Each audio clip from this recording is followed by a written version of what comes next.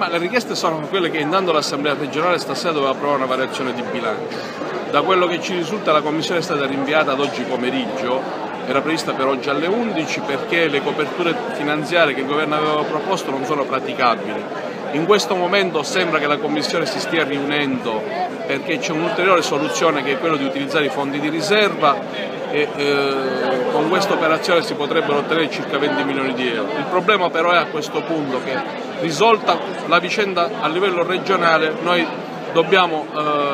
aspettare che il CIPE assegni definitivamente alla Sicilia questi benedetto 87 milioni di euro, perché in assenza di questo qualsiasi tentativo la Regione faccia risulterebbe vano. Noi chiederemo oggi a Sua Eccellenza il Prefetto, come lo stanno facendo tutti i colleghi della Sicilia, alle prefetture di allertare e di sollecitare sia il governo della Regione intanto per trovare questa soluzione ponte e di attuarla nel più breve tempo possibile già a partire dalla giornata di domani, e poi di sollecitare il governo regionale affinché i fondi CIPE vengano definitivamente assegnati alla regione siciliana. I 78isti ancora hanno fatto mediamente intorno a 25 giornate, siccome il calendario non si può stirare in avanti, è chiaro che al 31-12